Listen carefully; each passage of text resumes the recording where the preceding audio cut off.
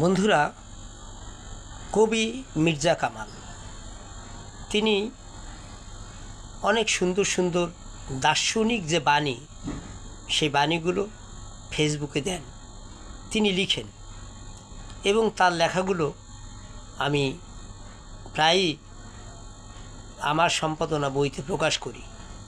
তার লেখা একটি বাণী, পুঁজিবাদী সমাজে স্বার্থের উপর আদর্শ নির্মিত হয়। আবারও বলি, পুঁজিবাদী সমাজে স্বার্থের উপর আদর্শ নির্মিত হয়। মির্জা কামাল। এই যে কথাটা শুনলেন, যে মির্জা কামালের যে বাণীটা শুনলেন, এটা কেমন লাগলো সেটার উপরে লাইক দিবেন, কমেন্ট করবেন এবং শেয়ার দিবেন। সবাইকে আমন্ত্রণ মির্জা কামালের বাণী শোনার জন্য।